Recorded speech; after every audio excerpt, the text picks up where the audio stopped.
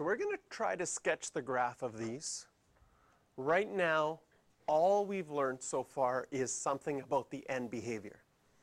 So for the first one, x cubed minus 3x squared, it's an odd function, and odd functions' end behavior act like lines. Because the coefficient in front of the x cubed is positive, this is going to act like a line with a positive slope. In part B, it's an even function, and because the coefficient of the even function is negative, we know that the end behavior is going to act like a parabola that has a negative coefficient or opening down. So those are the things that we know so far. Now, if you were asked to graph these right now, you could use something in graphing that you learned a long time ago when you graph lines, something called a table of values. We're eventually going to develop better strategies to get a quick sketch of these. But for now, if you had nothing else, you could always go back to the basics. And the basics say, I can make a table of values. The way a table of values works is you choose different values of x and calculate what y would be, and then you could graph and plot those. So for example, if x is 1, and you plug in 1 for x, what do you get for y?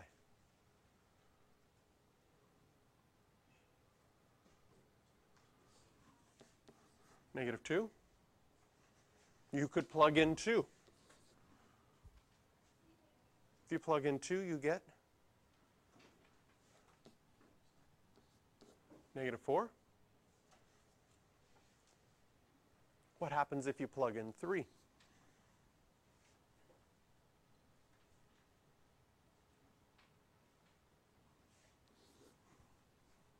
Zero.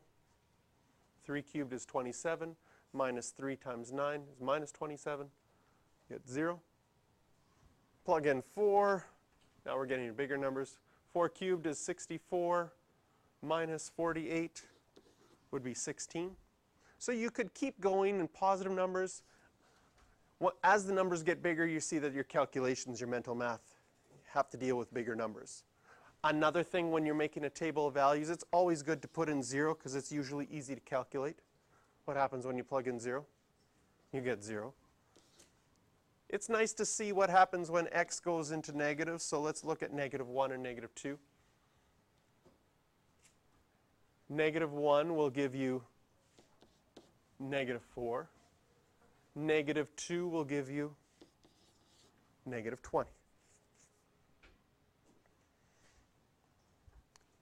So what the table of values is going to give us is we know what the end behavior is supposed to look like, but now we'll be able to plot some points on here.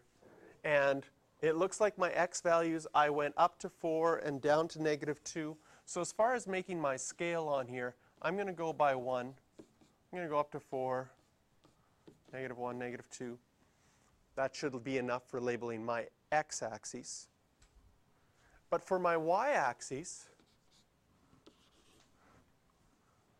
my biggest number is at 16. My smallest number is at negative 20. So maybe for my scale, I'm going to go by 5s. So negative 5, negative 10, negative 15, negative 20. Whatever you choose as your scale, that has to be the same along your y-axis. And whatever you choose as your scale for x has to be same along your x-axis. You can't go down by 5s and up by 1s. Because what I'm saying is this length here is 5 units on my y-axis. So now we can quickly plot the points. We've got 1, negative 2. That'll be right there. We've got 2, negative 4, 3, 0, 4, and 16. We've got negative 1 and negative 4, 0, 0, and negative 2 and negative 20. And once we've got a couple of points and we know the end behavior, can you see that your graph is going to look something like this? Just play a little bit, connect the dot, make a nice smooth curve between it. And that appears to be our x cubed graph. Now, there's some things that we don't know for sure from this. Okay, we know that it has to go through all of those points. But in between points, could you see that I could still go through all of these points if I went higher here, went lower there, and went up? If you drew that purple graph from a table of values, that would be considered correct.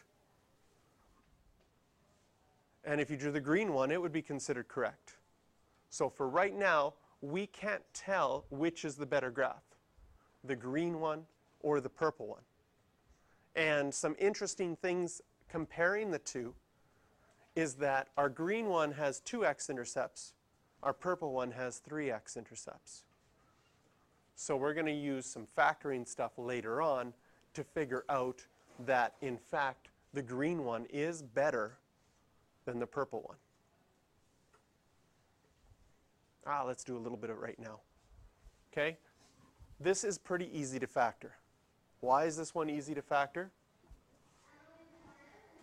I'll use a green pen. Because it has a common factor. What could I factor out? An x squared, leaving me with x minus 3. If I make this equal to 0, because that finds x-intercepts, it's multiplication right here. What are possibilities for x? Well, x could equal 3, which we found, and x could equal 0. So my purple graph isn't right because the only x-intercepts are 0 and 3. We can't have another one there. Because of how we factored it, we've solved that those are the only x-intercepts. So the green graph is, in fact, better than the purple graph in this case. Part B, we could do the same way. You make a table of values, list your points, plot your points, and figure them out. I'm going to get you to do part B right now on your own. We're not going to go over it on the board here. If you finish it early, you can try 5, 6, and 8.